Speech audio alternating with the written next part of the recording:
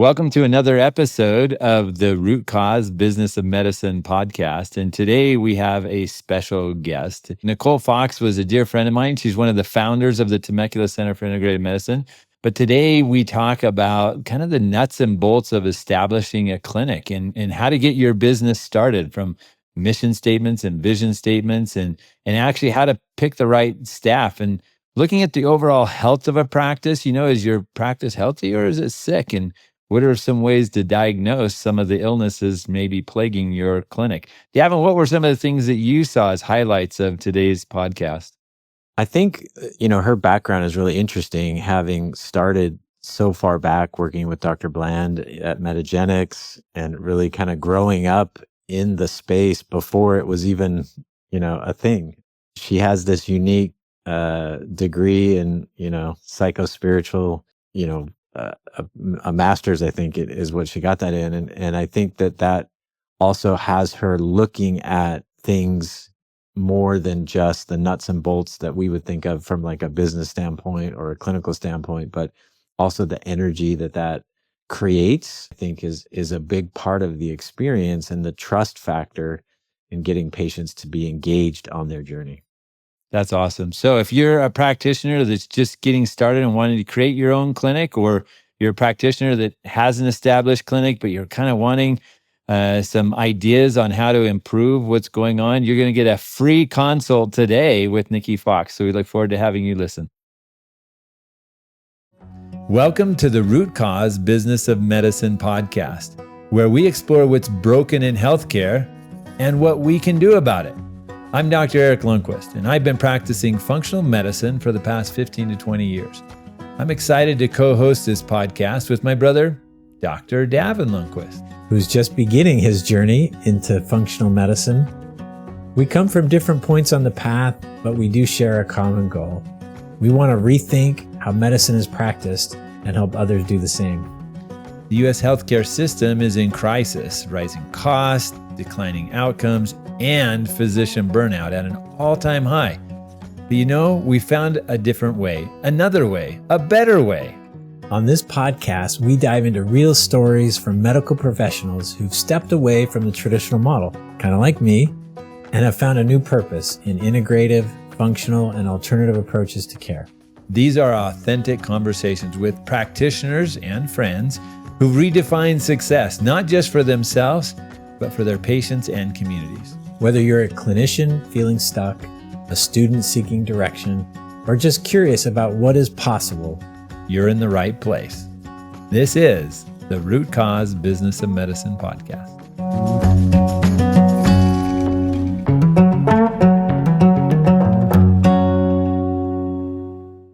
Welcome back to another episode of the Root Cause Business of Medicine podcast.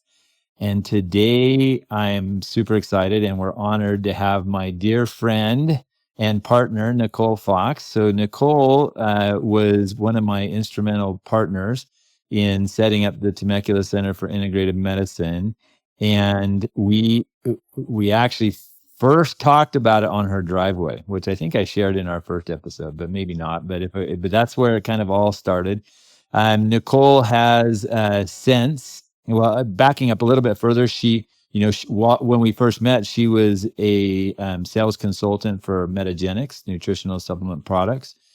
And then after having success in helping us with our Temecula Center of Integrative Medicine, she went on and opened up the Integrative Medicine Consulting Group, where she's helped, plenty of clinics get up and running and perform better. And also some conventional medicine clinics transition into a more integrative medicine mindset. So we'll be looking forward to hearing her experience and background on that. And then currently she's also working as the Chief Operations Officer for Personalized Lifestyle Medicine Institute with Dr. Jeff Bland. And that's been an interesting adventure for her and something that she's really had an enjoyable time doing. But fun fact about Nicole too is that she has a master's degree in spiritual psychology. So one of the flavors that she always brings to the situation is kind of the spiritual energy that what you're doing really provides. And I will tell you, any of you have looked at our website at Temecula Center for Integrative Medicine and seen some of the pictures and images, or if you've been inside of our clinic, you will know that the feeling, the energy, that atmosphere all came from Nicole. That's her painting and creativeness coming through, her canvas, as she used to call it, in terms of creating such a wonderful healing atmosphere at the Temecula Center. So Nicole, welcome to our podcast. I know, it's so fun to be on here with both of you. Thanks for having me. You are so welcome. So Nicole, why don't you back up just a little bit to the Metagenics days a little bit and just kind of share a little bit of your experience there and then talk about how that kind of prepared you and really kind of set the stage in your mind for wanting to get more involved with helping in integrative medicine clinics, even opening one up, partnering with opening one up. Yeah, it's so funny. I was just actually having a conversation with Dr. Bland about this exact topic because, I started at Metagenics 20 years ago. I was like a fresh little bright-eyed girl looking for what I was going to do with my life, and got the opportunity to land at Metagenics. And I didn't know what functional medicine was. It was back in the days when being a pharmaceutical rep was like a good job and like the place to be. So I started with Metagenics, and they gave me my territory, which was Central California. So I had like the Santa Barbara central area. And they gave me a list of about probably 200 or 300 practitioners. And they were all chiropractors, acupuncturists. There weren't even really health coaches back in this day. There were a lot of like the energy healers. And, my job was to just go and educate these practitioners on different health or ways to help treat their patients. A lot of chiropractors. I don't know if I said that. But anyway, so I was a sales rep there and super successful in that area. They then moved me to different territories over a few years. So I then went up to the Bay Area, started working with practitioners up there. And then they brought me back down into the corporate headquarters where I became the category manager for all the blood sugar, cardiovascular, and insulin line. And it's so funny because when I was talking to Dr. Bland about this the other day, we were laughing because I was saying that we always talked about the tipping point, like the day when, medical doctors, you could call on medical doctors. And, if we ever got a medical doctor inside of our list of customers, it was like the golden egg, because we knew that that's where we were going to have the biggest impact. But at the time, like doctors didn't even know what functional medicine was. And if any medical doctor was even doing functional medicine, they were kind of looked at as like the woo-woos. And so anyways, I worked for Metagenics for about 15 years and I went back and was the category manager. And I did not love being inside. I liked being with the doctors. And so that's when I asked to go back into the field, which is when I met Erik. And I just took on a different type of role inside of being a rep again. And it was like more of a consultative role. I figured instead of me trying to sell them products, I'm going to try to build programs. I'm going to try to like implement new ways that these doctors can actually bring in lifestyle medicine into their practices. And so, I did that in Las Vegas and in the Inland Valley area in San Diego also. And over the amount of time I was with Metagenics was probably 15 years. And it just became very intuitive. Like I could walk into an office and I'd just been in thousands of offices all over the place. And I could tell like what their staff was, what kind of doctor they were, what the environment of the clinic actually looked and felt like. And the second I walked in, I could just tell like, is this a good practice? Is this a good doctor? What they're doing right, what they're not doing right. And so it was just, it was a great education for me over 14 years. And, that's when I met Erik and I kept on helping all these practices build clinics and doctors bring in programs. And I finally was like, you know what? I want to do this for myself. And so that's when we started having our little conversation. But yeah, it was an amazing journey. I learned so much and it actually helped me build TCIM. That's really interesting. I think hearing you describe like going into all these different offices and being able to quickly sort of pick up on certain cues, and I'm sure that helped to sort of feed your consulting business, like all Right. that knowledge, right, and understanding. But it's interesting how you are sort of like a doctor of practices, right, where you could like diagnose, what's at the root cause of their business woes, if you will. Yeah. Well, it was so interesting because you could tell, like some practices you go in and, the doctors, they weren't very healthy. They were so stressed out. And I'm sure you guys talk about this all the time, but you could see like the dysfunction inside of the practitioner, even, and then on top of it, you would see piles of paperwork and stress out staff. And you could just tell. And then you'd walk into these other offices and it was like calm and everyone was happy and the patients were getting healthy. And I was like, there, here comes my spiritual psychology piece. I'm like, there's a connection here. It's like, we got to start with the doctor. Let's start just there. Yeah, it was interesting. So we had another physician on our podcast a little bit back, Jill Carnahan. We were talking about alignment, right? And this showing up as your authentic self. And so I'd be curious to kind of hear, as you were going in these different clinics and you were seeing the different practices, obviously you could identify, okay, there's some issues here versus the ones where there was a much more healing environment. How do you think that those were better aligned with what the practitioner's authentic self was, one? And two, where were you really seeing some deficiencies in that area, and how you feel like that may have impacted not just their business, but the patients and how they felt in coming in? Yeah. Well, I think the first thing is like the doctors that believe, they all, I think, believe they're coming into into medicine because they want to make a difference. And then they get sucked into the system, right? And then they forget about why they're doing what they're doing. And then they're all of a sudden they're seeing, multiple patients throughout the day. They're not able to actually provide the type of care that they want to give. They're inside of the system. And what I think I was witnessing was a little bit of a loss of control. Like the doctors just didn't really feel that they had the power to practice medicine the way they wanted to. And then even those that wanted to make the jump, like the fear that it took for them to go to cross that bridge. I mean, even when I met Erik, this was very early. This was kind of like around the tipping point, I remember saying I was going to make Temecula the functional medicine capital of the world. So, because I lived there, so that was easy, So every doctor, I just go in and I was like, but for you guys, I feel like we did that. Everyone started doing it, so they weren't the oddball out, and then they could talk to each other. They could learn from one another. But back then, like there were so many doctors that wanted to do this and they saw the benefit of it, but they didn't know how, and it was really scary for them. And so I don't know if I'm answering your question appropriately, but I think it's kind of like, you have your early adopters, those that can see and they can, I guess, even feel the energy of what's being called forward in them. But it's like, do they have the courage to actually trust themselves and take that step to make a difference, right?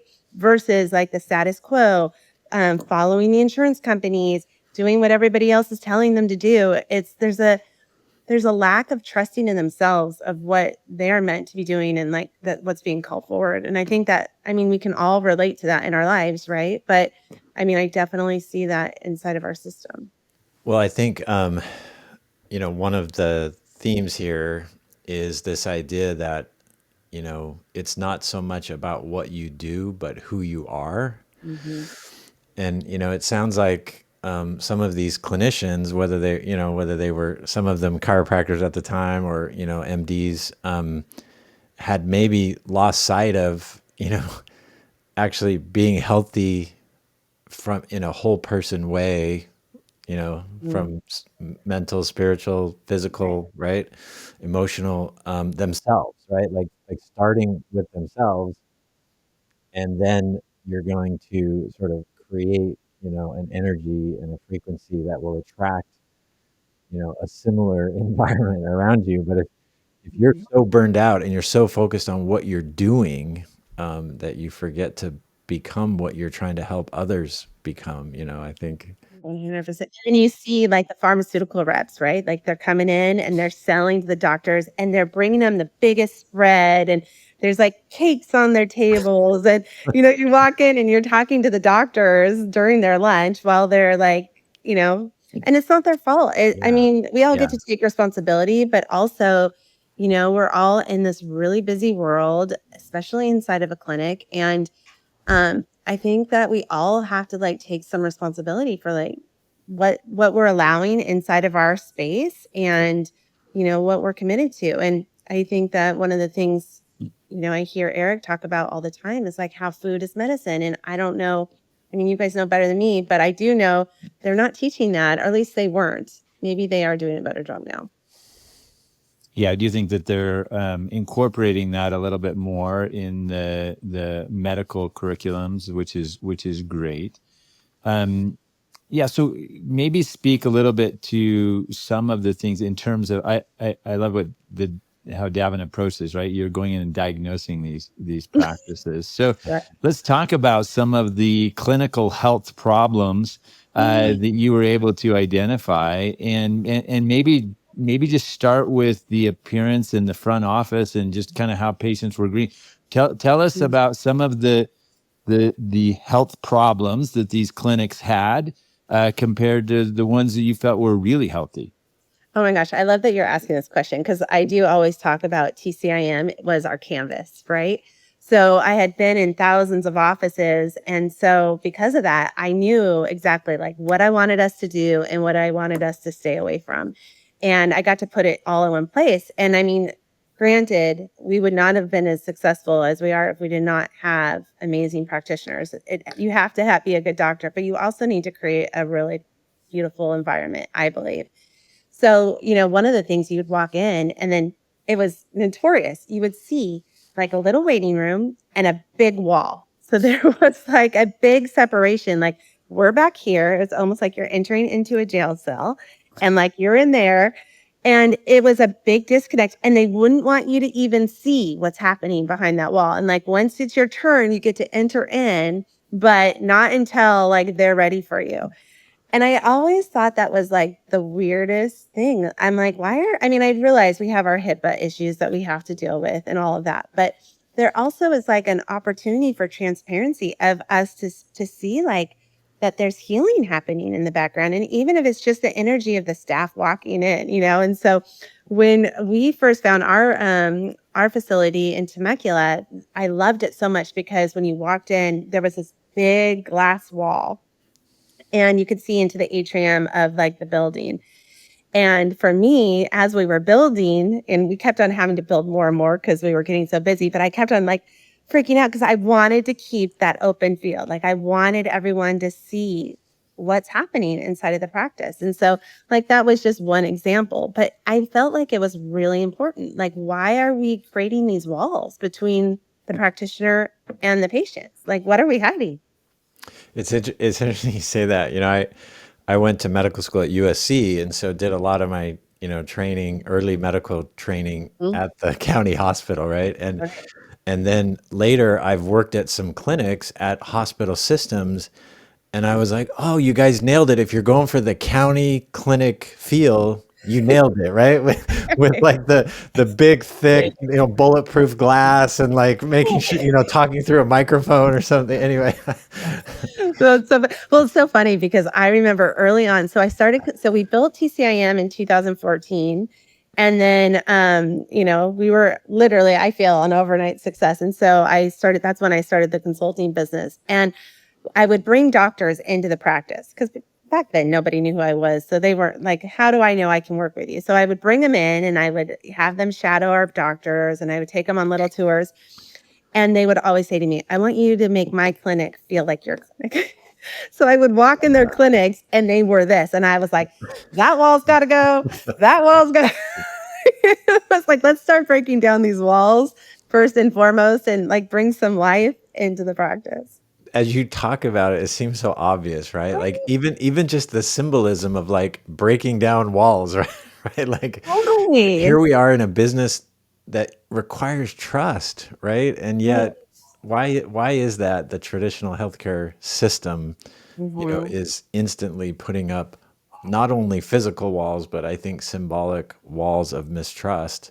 And we wonder why our patients don't trust us as a healthcare system, right? Right. Yeah. And then the staff also, like, they even have that mentality of like, I mean, I understand why they do because they're inundated with people trying to sell them and bring them stuff. But, even the staff is like trying to keep everyone out. And I mean, I would love to hear even Erik's experience because before he was even at TCIM, like he was part of those systems, experiencing that and then being a provider now where we're like breaking down these walls. I mean, it must have been an interesting shift for you.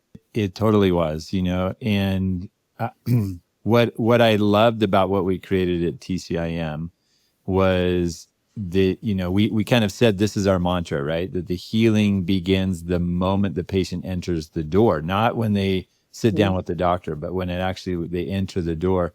And, of course, we had the benefit of having your fun niece be our front office person whose smile literally stretched from one corner of the clinic to the other clinic. And Yeah. she would greet everybody as though they were her best friend and family member every time they came in the door. But I think that Mhm. that kind of experience, to patients would look forward to coming back to the clinic, and it just created, to your point, Davin, an element of trust that was and hope and healing and journey partnering right from the get-go. And it was really important. I think one of the other things that I didn't realize how much I would appreciate, when you're stuck in the way back, your office is like, Mhm. back in the corner of the clinic, and then you go into your exam rooms, and again, it's like there's no interaction, there's no connection with kind of the outside world, the waiting room and the patient. And what we created was something very open. So there's times I've come out, and I've seen a patient just coming in to maybe just pick up some supplements or whatever. And I maybe learned that they had some hardship in their life, right? And it was a moment for me just to be able to step out really quickly and, say, hey, Marissa, I heard about this. I'm so sorry.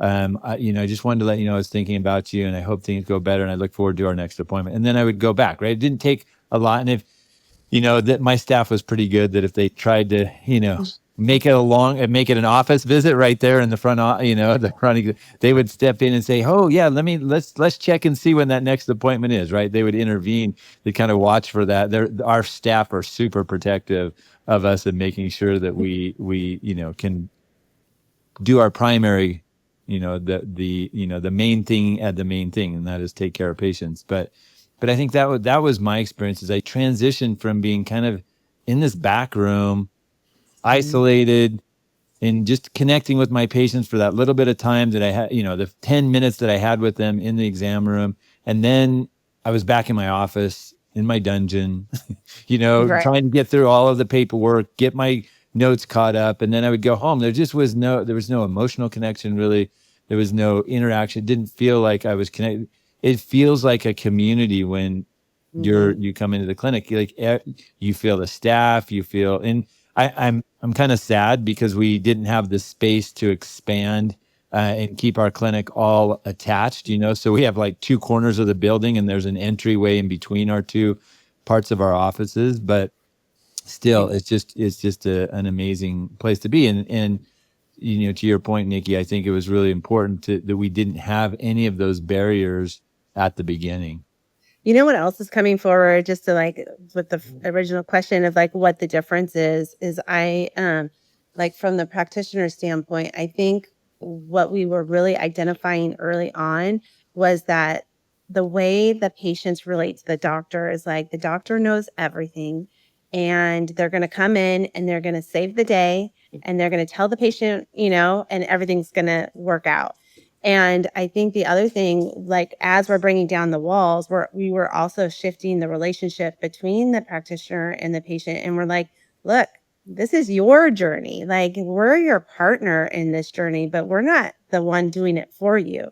And so it was like really calling the patient forward to like take some responsibility for their own health and partner with our providers in this new way of practicing medicine versus like, okay, the doctor is just going to tell me what to do and everything's going to be better. No, I love that. It's getting people to be engaged, right? You know, on the working as a CMIO in large health systems, you know, patient engagement was like, it was a score, you know, that they actually turned into like, we Right. have patient engagement scores and we're going to grade Right. you and we're going to reimburse you, right? Like Right. it tells you if they're doing that, that they don't know what they're doing. Right. Like, Yeah. right? Like they're trying to solve a problem from this like bureaucratic standpoint when, you know, you're approaching it in this way is like, no, it's like the minute they walk in, right? Yeah. Like it's not about creating a score or methodology. It's like No. just No. just connect, right? Like create an area where people can feel like they can trust and connect. And anyway, it's just fascinating. And that's one of the things you hear a lot, and I'm sure you guys hear this a lot with like functional medicine doctors, but I think it's because they're slowing down that patients are feeling heard for the first time, you know? And so some people just need to be listened to. They just want to tell their story. And, you know, coming from the spiritual psychology standpoint, when I was going through school, I was working at Metagenics, and the whole time I was there, I was like, this is the missing piece. Like, where are people's thoughts? Like, where are we creating disease? Like, where is it really being created? And it just felt like it was such the missing piece. So when we were integrating our practice into this like new integrative model, we had different aspects of practitioners that could help support that patient with what they needed, right? So we did have mental health therapy for those that needed it. We did have lifestyle education for it's like having additional arms for the doctors so that they don't have to be and do it all. And then they can be more of like the conductor. They get to take their expertise and slow down, but then pass it over to the right people to do the right thing for the patient. And I mean, people are getting healthy when they partner. Not every single patient in our practice is a miracle, but it's because they're not ready to take on their health. But I think when they're ready and you find a partner to help support you, it can be a huge win. Yeah, that's a great point. And Nikki, I want you to speak to this aspect because I mean, not all of the practices that are out there had the luxury of having, you know, fantastic partners like you and Dr. Hazen, who is our chiropractor. You know, we had those ancillary services of acupuncture. We had a naturopath. We had chiropractic, and we were then able to do IV nutritional therapy and lifestyle medicine and things like that. So not all practices are going to be able to kind of start and go big right from the beginning. So what have you seen in consulting with some of the what we call doc in the box practices, right? Where they maybe they don't even have a medical assistant. Maybe they have somebody helping them with the phones, or maybe they're doing it all on their own just to try and keep their overhead down. What have you noticed? You know, from what have you noticed, and what would be your advice to individuals who maybe are just saying, "Hey, I'm going to start a small cash practice, low overhead." You know, how could they create that kind of sensation and atmosphere in a smaller environment? Yeah. Well, I think one of the learnings that we got early on is like, and I remember that first conference you and I spoke off at, right? I think it was a Scripps conference, right when we were launching TCIM. And there was an article that was written, and it was all about this, how like bringing the doctor, instead of them having to wear like a million hats, like bringing in the right support.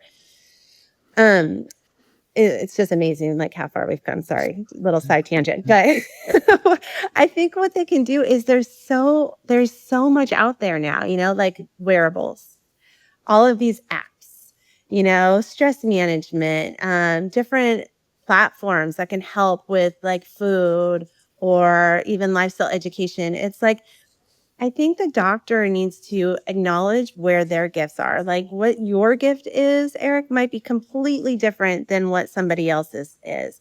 And so it's owning those pieces of you that really want to come out and be expressed and be shared, because that's like your authentic self. And then those that aren't, instead of forcing yourself to do it, like find the right people or the right platform. Like it doesn't even necessarily have to be a lifestyle educator inside of the practice. I mean, we saw early on with one of our lifestyle educators, she did a brilliant job of teaching people just how to stop and breathe, right? Just like, let's just start with breath. And, that was her gift. But if that wasn't, there's so many apps out there that if you're noticing a patient is not breathing, like learn about what's out there to support you and bring those on. And then as you grow, you can bring them in, to support your practice. When we first started, we literally started with a chiropractor, Dr. Lundquist and another medical doctor, and lifestyle education. Like, we didn't have IV therapy. We didn't have acupuncture. We didn't have all of these different modalities. And if we would have, we would have sunk the ship from day one, because you're building your practice. You need to have patients to be able to send them out to have all these other ancillary services filled up, right? So it was like, we didn't bring in the next step until we were ready, but it doesn't mean you can't do it. You can partner with people in your community and own what is yours, but then don't be afraid to pass it on. There's enough patients to go around. There's the money will follow when we're doing the right thing. So this topic, I think, came up at the retreat that Erik and I just hosted as part of the UCI Functional Medicine Fellowship, and maybe the term, if I'm getting it right, is micro office or micro clinic, rather than doc in a box, which might be more outdated. But maybe just, it sounds like, I mean, that's literally I think half the class asked about that, the possibility of doing that, or we're contemplating that option. And I know part of it also has to do with telemedicine. Is this a term you've heard in your consulting, or is that a new term for you too? Okay. It wasn't just us. I was like, I don't know that I've heard that term before, but it came up. It was very trendy right now. Yeah. Kind of makes sense, I think, right? It's similar idea, right? Of just, less overhead, smaller space, maybe even sharing some space. It's an experience I'm having myself right now, right? Like I'm renting, space a few days a week from another direct primary care, provider. So I do think that there are lots of options for people to, hopefully not have barriers to entry, right? Well, it's funny. I meet doctors and they're like, I want to do what you guys are doing. And then I literally talk them out of it. I'm like, I love that you want to do this. But as we start to dive in and we have conversations, I realize they don't actually want to, they love what we're doing. They think it's beautiful, but they actually just want to do this one little piece of what we're doing. And it's great. Thank God we figured this out before we went and spent $500,000 building a practice that now you are a prisoner to. It's there's a place for everything, and we can all be successful with whatever that is. And I think to your point about not feeling like you have to hire everybody, this is California. I realize maybe not everywhere in the country has this, but in my little California community in Camarillo, I know of at least 2 functional medicine nutritionists who are kind of independent and on their own and kind of doing this part-time. And so I do think that if you look hard enough, you'll find other people who share your philosophy and mindset that you could partner, collaborate with. It doesn't have to be a official, you're hiring them as part of your team situation. Right. And I think also doctors don't need to feel bad about that either. They're giving away something or that they're not good enough to, it's the more people we have supporting each other, we're all going to elevate. Yeah. 100%. Yeah, that's awesome. Yeah. So the micro office or the micro clinic, right, is kind of the more trendy term than doc in the box, right? But but I think dating ourselves. I think you brought up another interesting point, and that is that so one, where a consultant can be helpful is in just helping you really stick to who your authentic self is and help you focus in on what your skill set is, what your superpowers are in terms of caring for patients, and what maybe will be best suited for you in terms of revenue generation, right? And being able to be a profitable practice.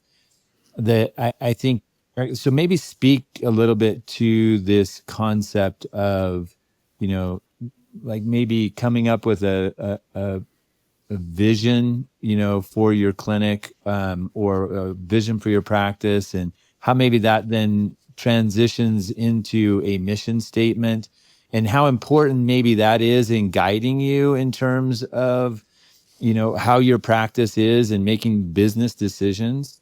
Yeah, 100%. I mean, when I work with practitioners, that's where we always start is like, what's the dream? Like, who are you in the dream and what does it look like? Because they might not have their mission or their vision of who they are. They just know they want to be a practitioner and they want to provide really good quality care. And so, you could look at many different offices that I work with. None of them look the same. Like one doctor, we were going to build a practice. We completely shifted the whole thing. And now they're doing a 100% telemedicine lifestyle education platform. Like we were going to build a practice for them. So it's interesting. It's when you really tap in and go inward of like who you are, there might be a completely different vision of what you're wanting to create that can be equally impactful than what everybody else is doing, So I think it's great. Do you think that there's an advantage or pros and cons to, hiring someone like you to come in and help somebody, get their practice started, or even like investing in somebody who has like managerial or office, sort of back office experience versus just trying to do it yourself and kind of figure it out? Or any thoughts there for people as they try to make that decision? I mean, I think it's both, right? So there are some practitioners that I work with that I'm like, this is not a good fit. Like you just need to go do your thing. They have the support they need, and it could be a little bit of a waste of time and energy, if they're that clear. But I think excuse my dog, sorry. There's also like a lot of times where we'll build out business plans and we're going down the roads maybe these doctors aren't going to go down, and the business plan ends up being awful, right? Like we build out exactly what they want to do and they're totally in the red, and it looks like they're going to, if they actually built this vision, it would sink. And to me, I'm like, thank God we spent the time to do this, because the worst thing would have been if they would have invested their money to go and build something that obviously wasn't going to pencil out. But then from there, we're like, okay, so what do we need to do to this plan to shift it so that now it can be your vision, but now we also know it's going to be a success. And so I think if you have the skills to do that yourself, like more power to you. But if you don't, I wouldn't take shortcuts, because I don't really believe there's such thing. Like you take a shortcut, it can be very expensive and it can, create a lot of stress and time and, impact the quality of your life. So I think it really depends on the doctor. Well, and I think, we try to create a lot of analogies to the business side of this and actual, the medicine that we're practicing. And I think this is one of those areas, right, where if you think about it, in the traditional model, it's reactive healthcare for the most part, right? You're waiting to break down or to get sick, or you have a symptom, and then you go and try to get help, but you're not even getting like the full help, right? You're getting kind of a temporary Band-Aid or solution to kind of calm that symptom. And I think similarly from a business standpoint, right? Like just like we would hope that our patients would reach out and connect with someone like us who will be a partner in their journey to complete health, right? Health and wellness and energy and vitality and, to be able to live life to the fullest, right? And I think from a business standpoint, why wouldn't you do the same, right? If you don't feel like you really have it figured out, why not reach out to an expert who can be a partner, a mentor, a guide in that journey? Yeah, definitely. And I think like it could be a consultant, someone like myself, but I think that a lot of the functional medicine doctors that are out there that are, really passionate about what they're doing, they want to see the industry grow. They want to see everyone be successful. I don't, Erik, you probably could say this even better than I can, but there's been hundreds of doctors that have wanted to learn and see and come and shadow. And so it might come through as a consultant, but it might also be somebody else that's like a practitioner that is doing it that, a lot of times they're open to sharing their knowledge, because nobody wants to stand on the island by themselves. And I am celebrating right now that I feel like we are beyond the tipping point, right? So we talk functional integrated medicine now. It's doctors and medical doctors know what we're talking about, and they're not all looked at as like these woo-woo energy healers. And they're, whether they like it or not, like it's coming into their practice, even if it's coming through their patients, you know? So it's there. But now it's like those that want to make the jump, how do they do it? And there's, I feel, more resources than ever before, starting with a podcast like this.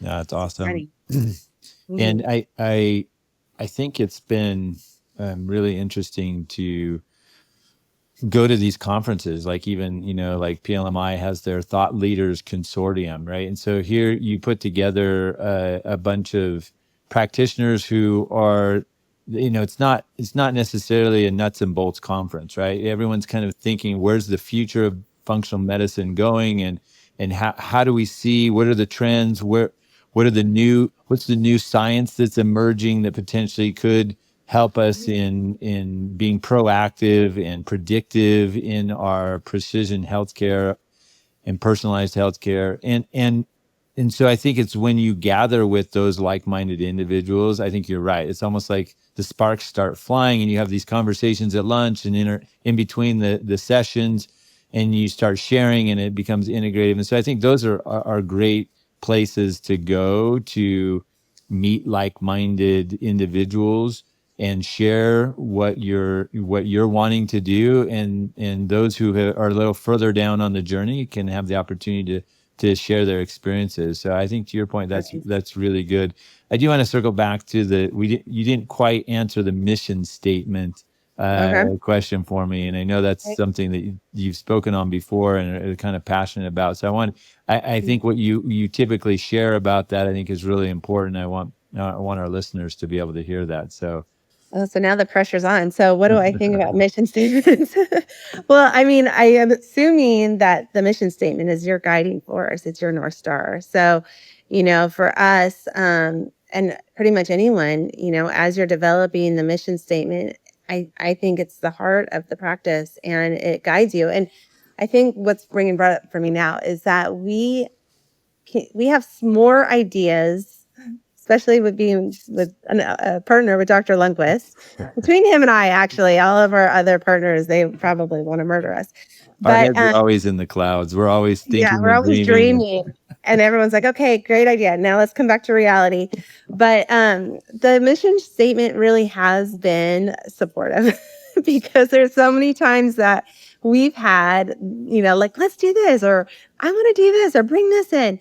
And then we look at our mission and who we are, and we're like, okay, that's for somebody else. It's a great thing. We totally believe in it. We'll refer out or, you know, tell people about it, but it doesn't mean that we have to do it. And it really has been a guiding force for us on so many different situations and circumstances.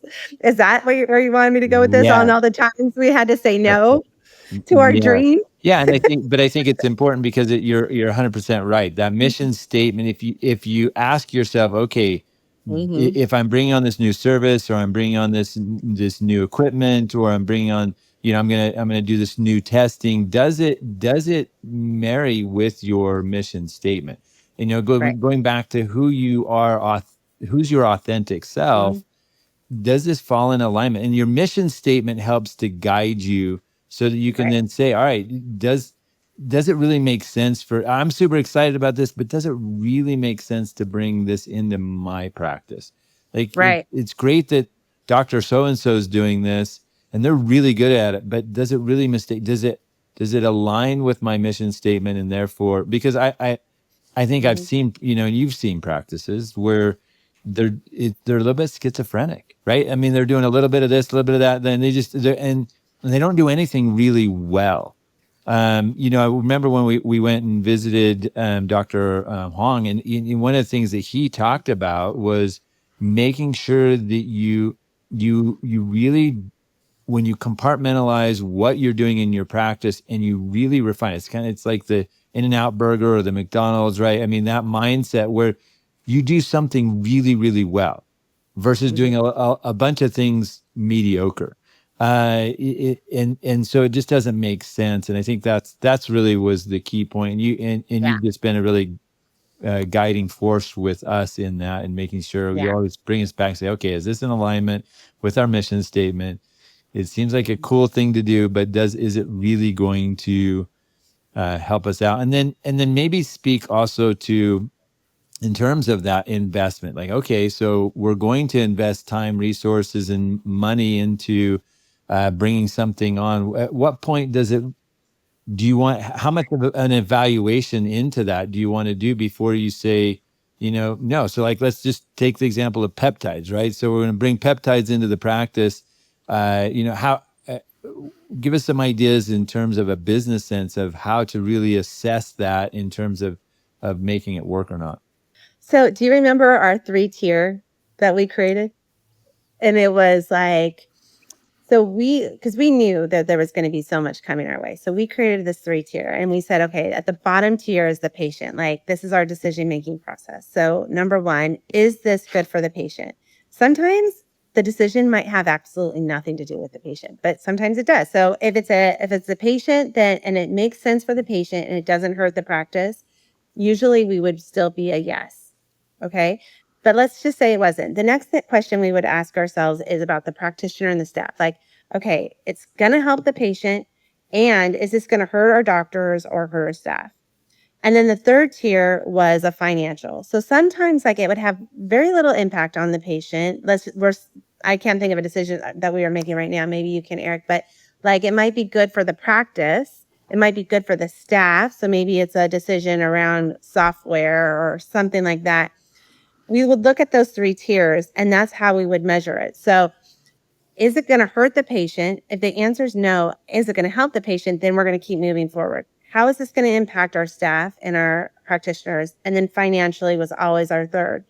Now, obviously, the finances are an important part. Sometimes there's decisions you're going to make that might just be a financial decision, maybe because it helps the doctor save time. And now all of a sudden they're able to spend more time with their patients.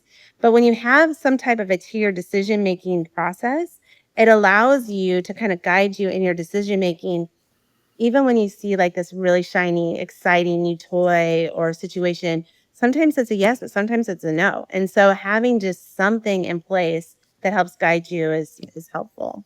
This is so great. I think, people sometimes struggle a little bit to understand the difference between, their why, or what it is that drives them personally or individually, and then what is the mission of that particular business, right? And I think you and Erik are probably good examples of where your why is bigger than any one business. And so you've started multiple businesses. You have a few different things going on, but each business has its own mission. Right. And so the scope of that particular business is limited to alignment with that particular mission. Am I getting this right? I'm hoping this will help people become a little more clear in how they could have a really big why that wants to save, every person on the planet in some shape or form, right? That's awesome. Great. But not every business has to solve all of that. And if you try to make it, you're probably not going to be successful because it's not realistic. And you're going to make yourself crazy. And that's where we start to see the doctor burnout, and they're trying to be and do it all for everyone. And it's just not a winning. It's not sustainable. You want to win. Awesome. Well, this has been a great discussion. It's been so much fun having you here. And, you and I have had so much of these discussions in the past. And so I just thought it would be really helpful for our listeners to, eavesdrop in a little bit on some of the discussions we've had in the past. We've been asking this to our guests, kind of in closing. So where do you see the future of functional medicine going? I'm so excited. I think functional medicine is obviously the future of healthcare. Right now at PLMI, we do these virtual events every month, and we're getting about 1,500 to 3,000 participants per month on different health topics. And in those participants, we're asking questions like, where are you on your functional medicine journey? Are you new to functional medicine? What kind of doctor are you? All this. And about 20% of every event is brand new doctors. So it's medical doctors, so it makes me so happy. And it's they're brand new to this world. So they're coming to get educated. And so I think as practitioners are learning, they can't not do the right things for their patients. So it's not going to be the alternative way anymore. It's going to be the way of medicine. I just think that we need our system to catch up with the rest of us. And so I think that's what we're dealing with right now. But the future, I feel, looks really bright and exciting. And I don't know that there's going to be another way to practice medicine, personally. Awesome. That's a really good way to summarize it. As much as I would have actually loved to just talk about your spiritual psychology degree, maybe that's for offline sometime. That's the fun stuff. Really fascinated with that. But I think the business side of what you bring is actually related to this last comment you made. And I was thinking about it in context to like the traditional healthcare model and system. I remember years ago as a CMIO and sort of a tech guy, I had pitched to the board of directors of our health system about video visits, right? And this was before the pandemic. And we actually got our board to commit to making video visits available for every doctor and every patient in our health system over a period of time. And they started down that journey. And of course, it got tied up in bureaucracy and what else, right? And then the pandemic hit. And you guys were ready to go. And they were ready to go, but it didn't it didn't actually achieve that goal of being available for everybody until one thing happened. The payment reimbursement model changed, right? So no matter how good an idea is, even if it's the best thing for patients, the best thing for doctors, in our country, it doesn't happen unless there's a financial alignment, right? The incentives have to be aligned. And so I'm so excited about this podcast. I'm excited that places like UCI and their functional medicine fellowship are willing to invest in a business curriculum alongside of the clinical curriculum, because once people figure out and align the incentives, then this can really take off. And I think that that's the opportunity, hopefully, that we have and that we're bringing to the community. Yeah. Congratulations to you both. It's really exciting. And I feel like you guys are going to really support a lot of doctors out there and learning how that they can bring more of this. And, with you even said the systems, how do they even integrate into the systems that are already there and to support them? So it's amazing. But thank you very much for having me. It's been a lot of fun. You're welcome. Thanks so much for being a part of it. I know you're super busy and appreciate you taking the time to be here. Yeah, thank you. Talk soon.